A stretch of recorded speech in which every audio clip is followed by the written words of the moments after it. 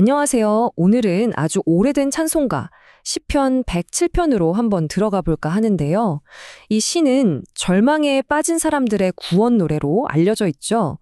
그런데 초기 기독교 사상가들은 이 노래에서 훨씬 더 깊고 시대를 초월하는 메시지를 발견했습니다.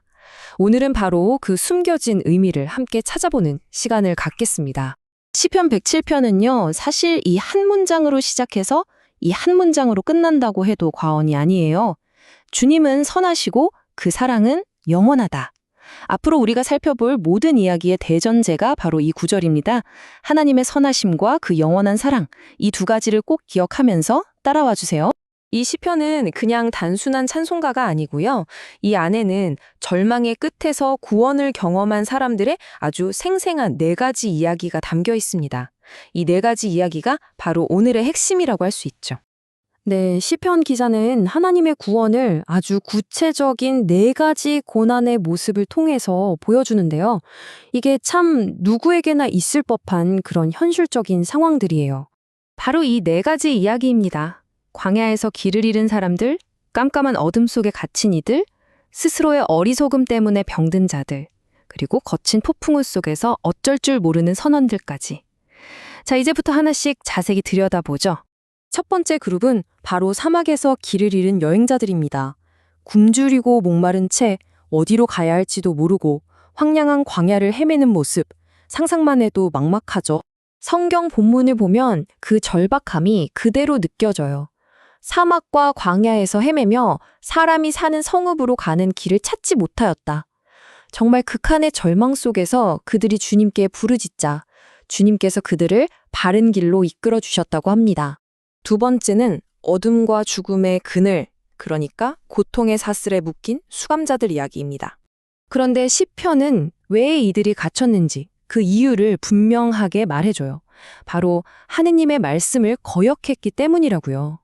그러니까 자신의 행동이 결국 감금이라는 결과로 이어진 거죠. 하지만 그 절망 속에서 그들이 다시 부르짖었을 때 하나님은 그 쇠사슬마저 끊어주셨습니다.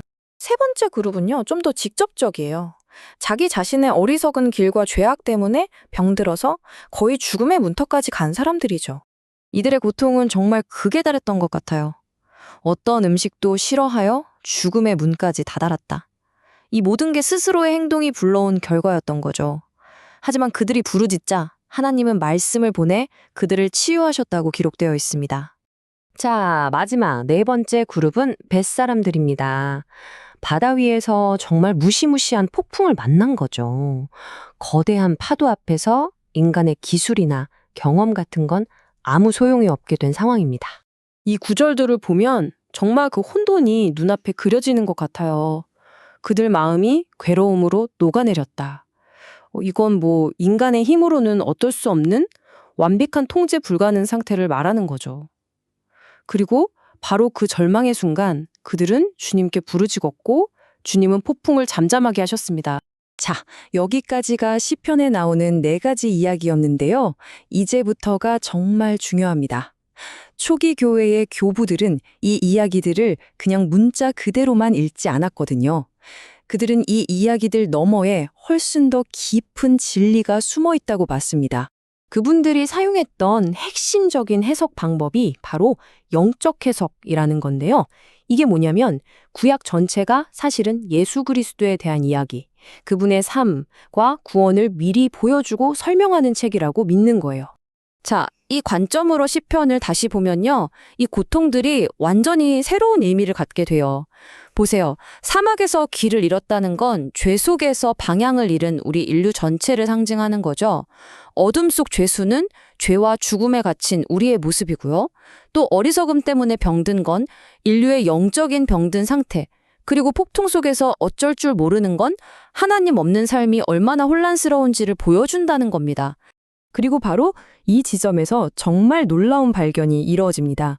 시편에서 하나님이 보여주신 그 구원의 행동 하나하나가 교부들의 눈에는 바로 그리스도 안에서 완성되는 그림으로 보였던 거예요. 하나님이 길 잃은 자를 도시로 인도하셨죠? 그리스도는 스스로 내가 곧 길이요 라고 하셨습니다. 하나님이 쇠사슬을 끊으셨죠? 그리스도는 죄의 사슬을 끊으셨어요. 하나님이 말씀을 보내 치유하셨는데 그리스도는 바로 그 살아있는 말씀 그 자체이시고요. 폭풍을 잠재우신 것처럼 그리스도는 우리 영혼에 진짜 평화를 가져오신다는 거죠. 와, 정말 대단하지 않나요? 이 문장의 교부들의 해석을 정말 완벽하게 요약해 주는 것 같아요. 교부들은 시편의 구원이 일종의 예고편이었다고 가르쳤습니다. 그리스도야말로 굶주린 자를 위한 참된 양식이고 갇힌 자를 위한 참된 자유이며 폭풍 속의 참된 평화이십니다. 그러니까 시편의 구원은 맛보기였고 그리스도가 바로 본편이라는 거죠. 자, 그렇다면 이 아주 오래된 시편과 또 그 깊은 해석이 오늘에 사는 우리한테는 어떤 의미가 있을까요? 결국 이 시편은요, 멀리 있는 이야기가 아니라 바로 우리들의 이야기입니다. 살면서 길을 잃은 것 같고 무언가에 갇힌 것 같고 영적으로 병든 것 같고 삶이 온통 혼돈 속에 빠진 것 같을 때 바로 그곳에서 구원과 평화를 찾아가는 여정을 보여주는 거죠. 아마 이 네 가지 이야기 속에서 지금 내 모습을 발견하는 분도 계실 거예요. 시편은 맨 마지막에 바로 이 질문을 우리 모두에게 던집니다. 누가 지혜롭게 되기를 원하는가? 지금까지 우리가 나눈 이 모든 이야기들을 통해서 당신은 무엇을 깨달았냐고 묻는 거죠. 이 시편이 우리에게 주는 지혜는 결국 이것입니다. 우리가 어떤 종류의 어려움, 어떤 절망 속에 있던지 간에 거기에는 반드시 도움을 구하는 우리의 부르짖음이 있고 또 그 부르짖음에 반드시 응답해서 우리를 만나주시는 하나님의 영원한 사랑의 이야기가 있다는 것. 그 변함없는 사랑을 깊이 생각하는 것. 어쩌면 그것이 바로 지혜의 진짜 시작이 아닐까요?